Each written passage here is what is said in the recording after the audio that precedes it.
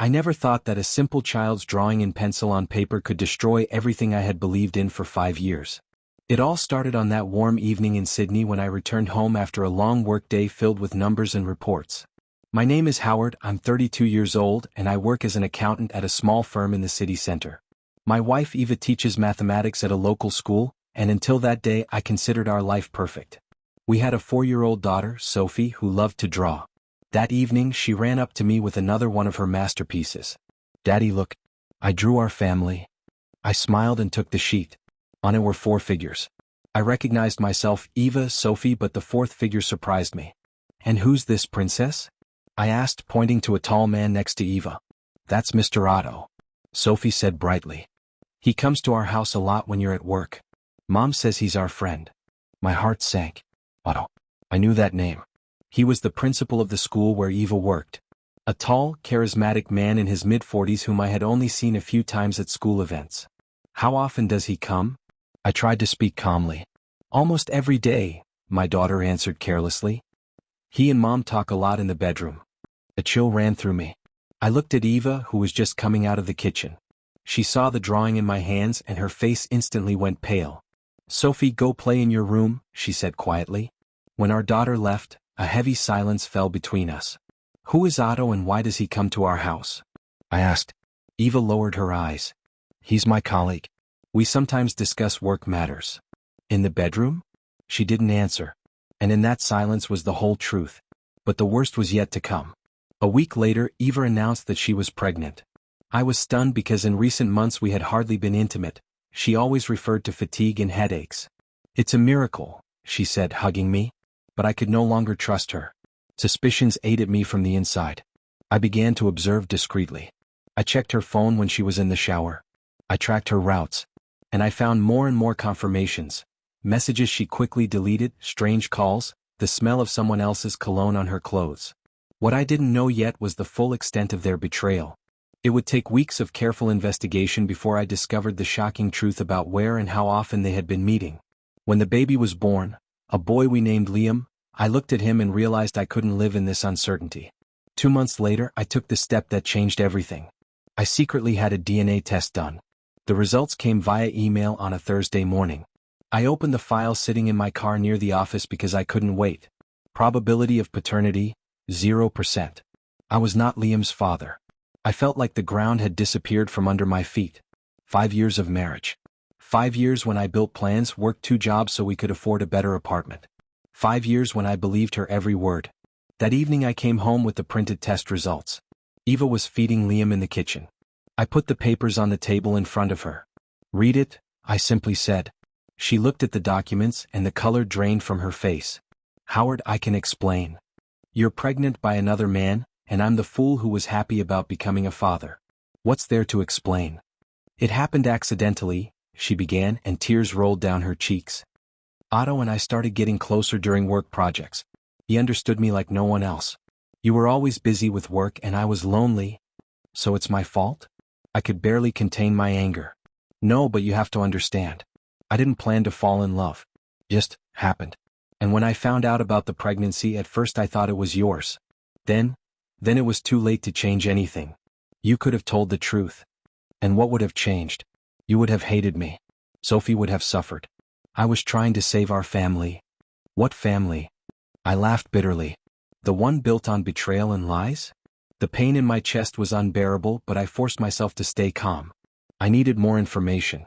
Over the next few days, I began a systematic investigation. As an accountant, I knew how to track details, how to follow paper trails and digital footprints.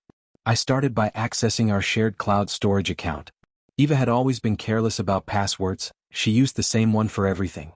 What I found there made my blood run cold. There were dozens of photos. Photos of Eva and Otto together. Not just innocent work photos but intimate moments. Pictures taken in what I recognized as his office at the school. The principal's office with its distinctive wooden desk and the large window overlooking the school courtyard. I scrolled through the metadata. The timestamps showed a pattern. Most photos were taken between 4 p.m. and 6 p.m. on weekdays, after school hours, when the building would be nearly empty. But photos weren't enough. I needed to understand the full scope of their relationship. I needed to know how deep this betrayal went. The next day I took a sick day from work. Instead of going to the office, I parked across the street from Eva's school. I watched as she went in at 7:30 a.m. Classes would end at 3:30 p.m. I waited. At 4:15 p.m., most of the staff had left. I saw teachers walking to their cars, students long gone. But Eva's car remained in the parking lot. And so did Otto's black sedan, parked in the principal's reserved spot. I waited another hour. Then another. At 6:45 p.m. I finally saw them. They emerged from the main entrance together. Otto's hand was on the small of Eva's back, a gesture far too familiar, too intimate for colleagues. They talked for a moment by her car and then he leaned in and kissed her. Not a peck on the cheek. A real kiss. The kind of kiss that spoke of practice, of routine, of a relationship that had been going on for a long time. My hands gripped the steering wheel so hard my knuckles turned white. But I didn't confront them. Not yet. I needed more.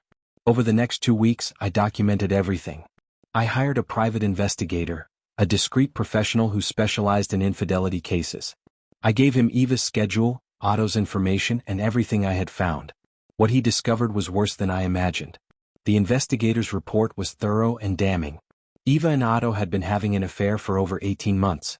It had started innocently enough, collaborative work on a new mathematics curriculum. Late-night emails discussing teaching strategies. Then coffee meetings. Then lunch. Then something more. According to the investigator's surveillance, they had established a pattern. Every Tuesday and Thursday after school hours, they would meet in Otto's office. The principal's office was on the 3rd floor, at the end of a hallway that saw little traffic after school. It had a private bathroom and, most importantly, a lock on the door. The investigator had managed to interview a school janitor who, for a small payment, shared what he had noticed. He had seen them together multiple times, always after hours. Once, he had needed to clean the 3rd floor hallway and noticed the principal's office door was locked with the lights dimmed. He could hear voices inside, intimate voices. He had learned to avoid that floor on Tuesday and Thursday evenings. But it wasn't just at school. The report included photographs of them at a small cafe 20 miles away from Sydney, in a suburb where they thought no one would recognize them. Pictures of them checking into a budget hotel on the outskirts of town on a Saturday afternoon 6 months ago, a day when Eva had told me she was at a teaching conference. The investigator had even managed to retrieve deleted text messages from Eva's phone records through legal means. The messages painted a picture of a passionate affair. Messages about how they couldn't wait to be together. How Otto found Eva intoxicating. How Eva felt alive for the first time in years. One message, dated 3 months before Liam's birth, made my stomach turn. I can't stop thinking about yesterday in your office. The way you looked at me across that desk. I've never felt this way with anyone. Otto's response, you're everything I've ever wanted. When we're together in that office, the rest of the world disappears. I count the hours until Tuesday. There were hundreds of messages like this. Each one a knife to my heart. Each one proof that my marriage had been a lie for longer than I had imagined. The investigator's report also included testimony from another teacher at the school, someone who had noticed the relationship but had been afraid to report it. She told the investigator that everyone on staff had suspicions but no one wanted to get involved.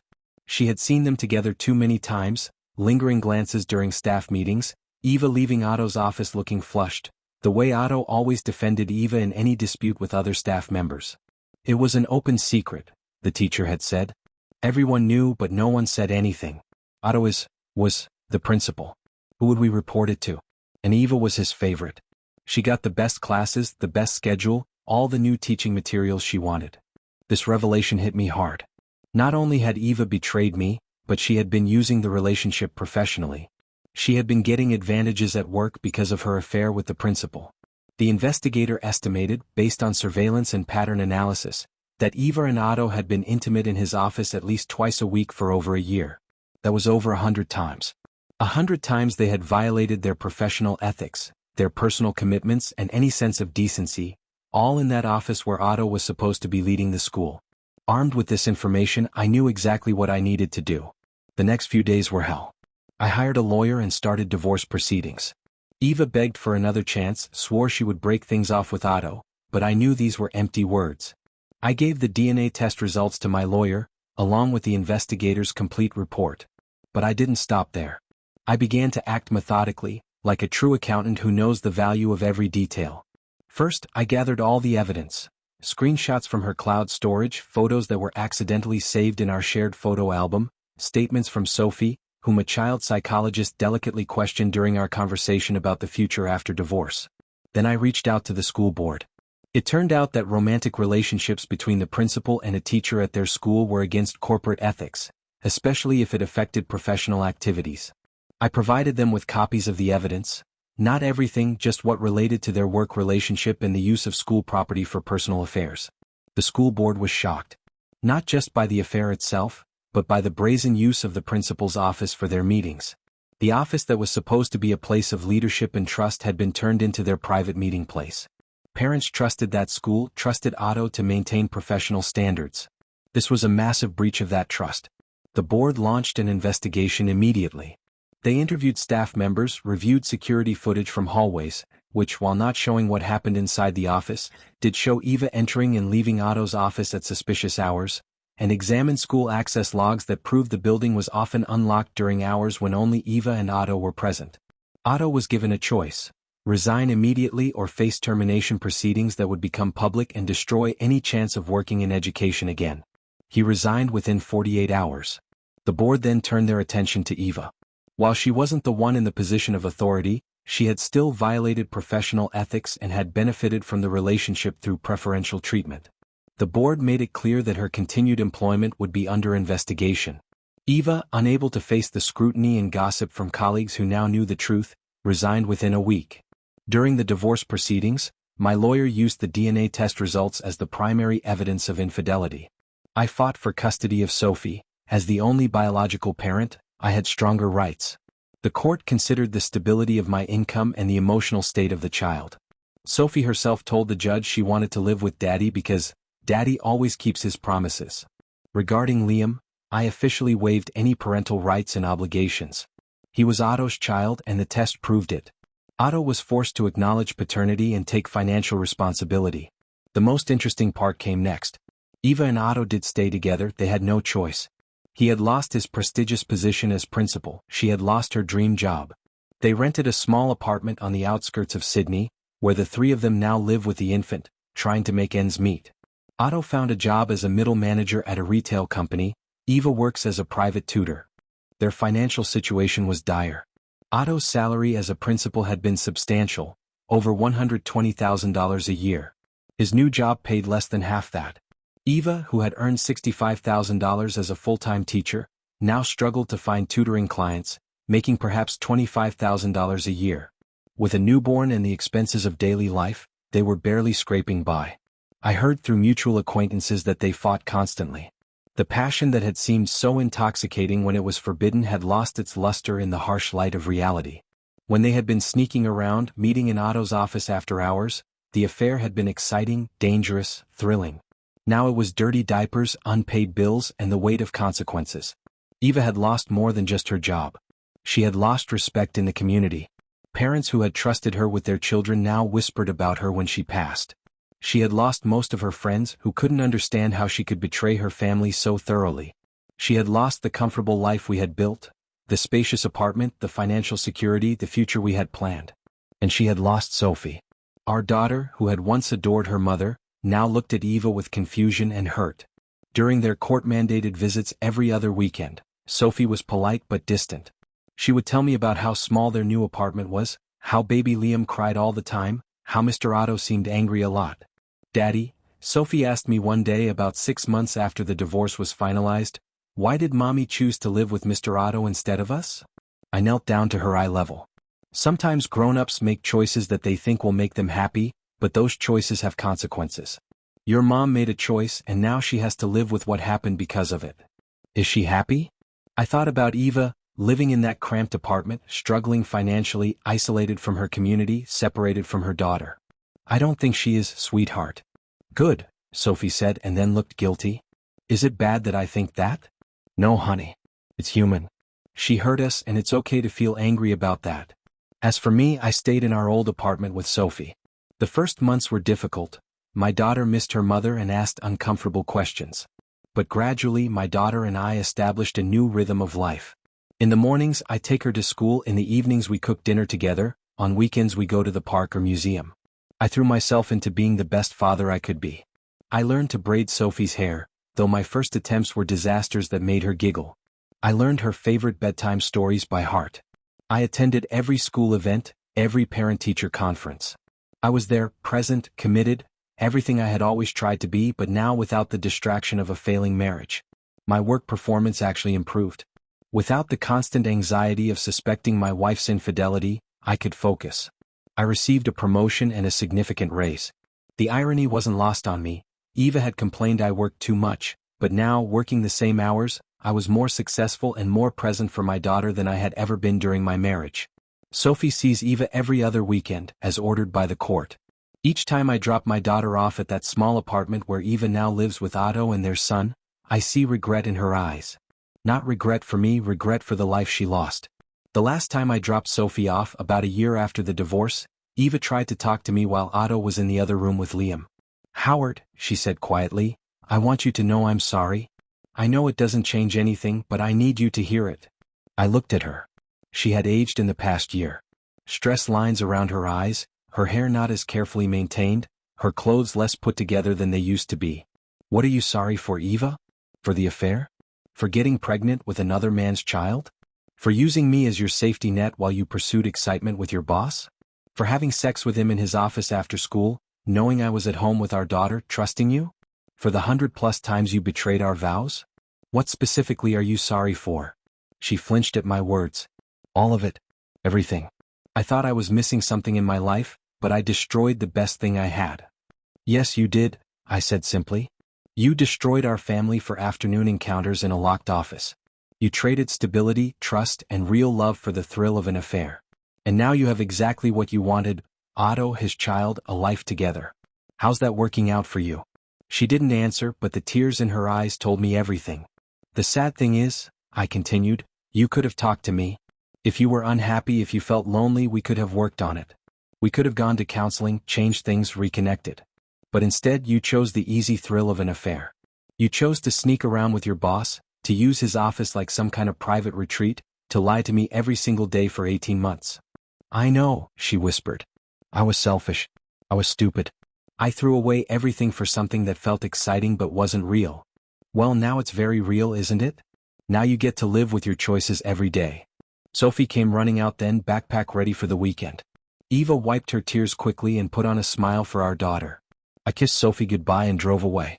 A month ago, Sophie asked me, "Dad, why does Mom always look so sad?" "Because she made the wrong choice, Princess," I answered. "And now she lives with the consequences." Did we make the right choice? I looked at my daughter, who trustingly held my hand at our cozy home, at the new life we were building together. "Yes, sweetheart. We made the right choice." Eva dreamed of love and passion with Otto. Now she has both, along with financial problems, a ruined career, and rare meetings with her daughter. Otto lost his reputation and position for a woman who gave birth to his child, and now they're trapped together in the life their affair created. I've even heard that the school board used their case as an example when updating their ethics policies. Now there are stricter rules about workplace relationships, mandatory reporting of any romantic involvement between staff members, and serious consequences for anyone who misuses school property for personal activities. Eva and Otto's affair became a cautionary tale, whispered about in education circles across the region. The principal's office where they used to meet, Otto's old office, was completely renovated after he left. The new principal wanted to make it his own space, to erase any association with the scandal. The distinctive wooden desk was replaced. The layout was changed. It was as if the school itself wanted to forget what had happened there. But people don't forget. Teachers who were there during the scandal still remember. Parents still talk about it. And Eva and Otto have to live knowing that their community knows exactly what they did and where they did it. As for me, I learned the most important lesson. Sometimes the best revenge is simply giving people what they wanted so badly and watching them realize the true price of their desires. Eva wanted passion and excitement. She wanted to feel desired and alive. She got all of that with Otto in those clandestine meetings in his office after school. But what she lost was worth so much more. She lost a partner who loved her faithfully. She lost a daughter who adored her. She lost financial security and a comfortable life. She lost her reputation and career. She lost her place in the community. And the truly perfect revenge? I didn't have to do anything malicious. I simply held up a mirror to her choices and let the consequences unfold naturally. The school board did their job. The courts did their job. I focused on being a good father and moving forward with my life. Every time I tuck Sophie into bed in our comfortable apartment, every time I see her thriving in school and growing into a confident young girl, every time I reflect on the peace I feel now compared to the anxiety of my marriage, I know I won. Eva gambled everything for afternoon encounters in a locked office. She traded a lifetime of love and stability for temporary excitement. And now, living in that cramped apartment with a man she probably resents and a child that symbolizes her betrayal, she knows exactly what she lost. That's not revenge through malice. That's revenge through truth. And it's the most devastating kind there is. That conversation with Eva haunted me for days. I had expected to feel triumphant, vindicated by her admission of guilt and regret. Instead, I felt empty. Not sad, just hollow, as if the entire experience had drained something essential from me. But life moved forward as it always does. 6 months after that conversation, something unexpected happened. I met someone. Her name was Rachel, and she was a client at my accounting firm. She owned a small bakery in downtown Sydney and needed help reorganizing her business finances. We started with professional meetings, spreadsheets, tax documents, profit margins. But somewhere between the quarterly reports and the budget projections, I found myself looking forward to our appointments for reasons that had nothing to do with accounting. Rachel was different from Eva in every way. Where Eva had been calculated and secretive, Rachel was open and honest. She told me about her failed engagement 3 years prior, about how her ex-fiancé had stolen money from her business and disappeared. She had rebuilt everything from scratch: her business, her credit, her ability to trust. The hardest part wasn't the money, she told me one afternoon over coffee, after we had finished reviewing her quarterly statements. It was believing in people again. Believing that not everyone would betray me. I understood that on a level I hadn't expected. "How did you do it?" I asked. She smiled softly. "I started small. I trusted my employees with little things. When they proved reliable, I trusted them with more.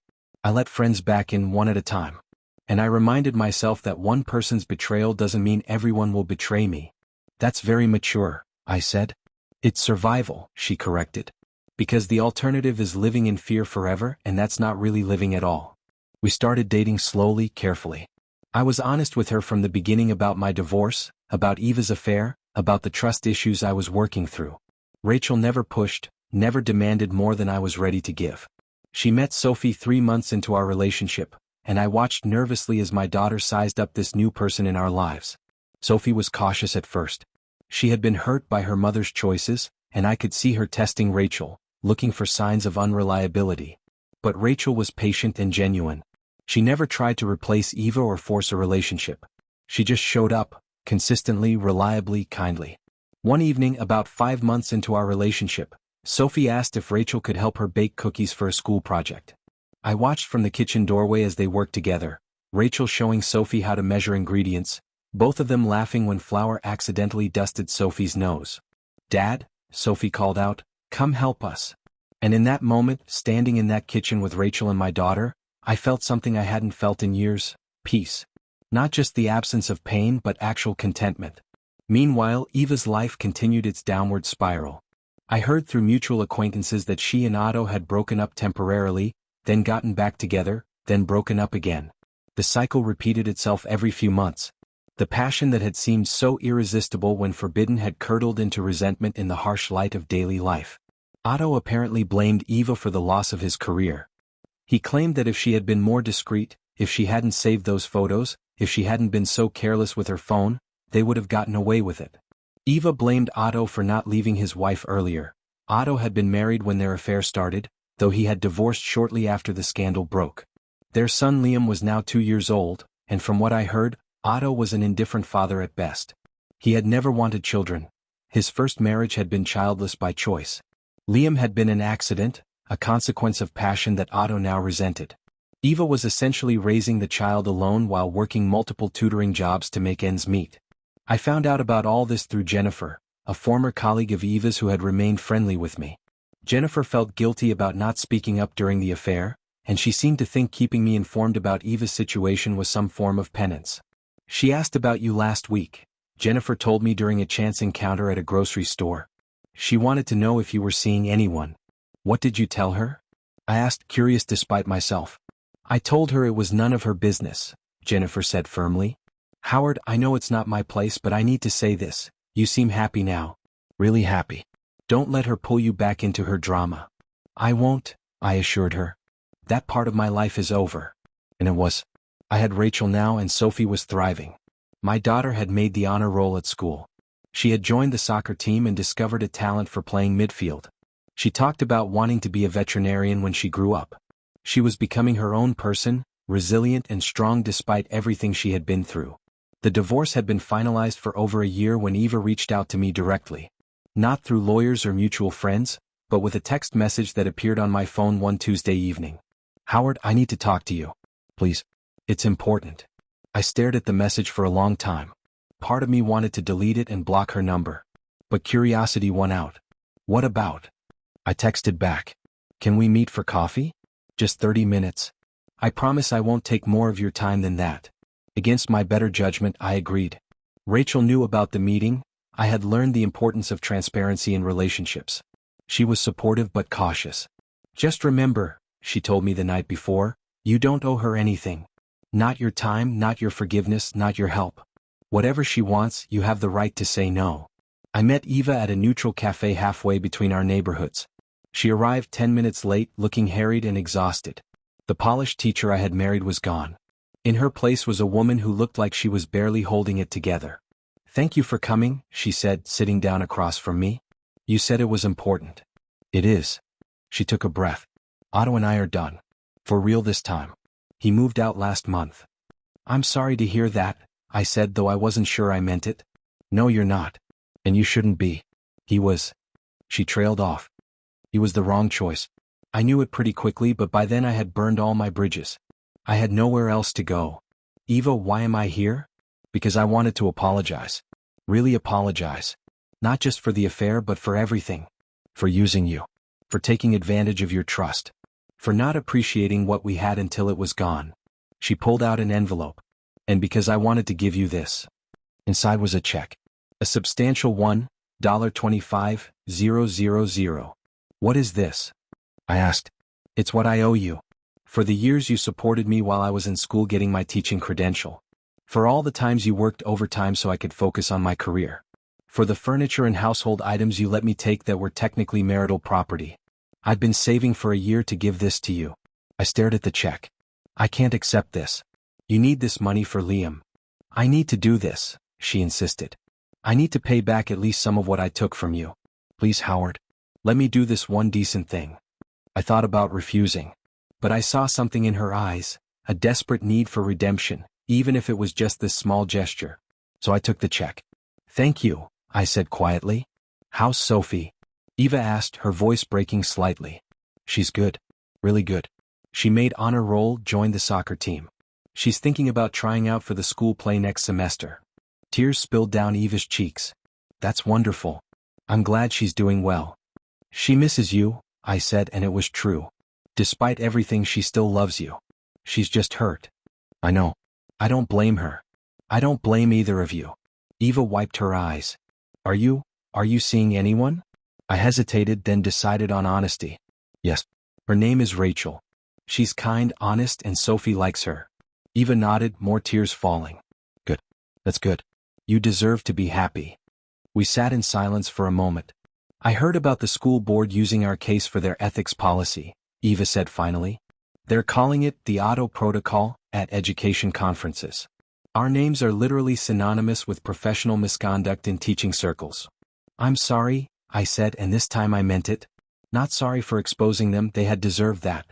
But sorry that a human being had to carry that weight. Don't be. We earned it. Every bit of it. She stood up. Thank you for meeting me, Howard. And thank you for being a good father to Sophie. She's lucky to have you. As I watched Eva walk away, shoulders hunched against the weight of her choices, I felt something unexpected. Not satisfaction, not vindication, but a kind of sad closure. She would have to live with the consequences of her actions for the rest of her life. Her name would always be associated with scandal in educational circles. She had lost her daughter's trust, her career, her financial stability, and now even the relationship she had sacrificed everything for. But seeing her broken didn't bring me joy.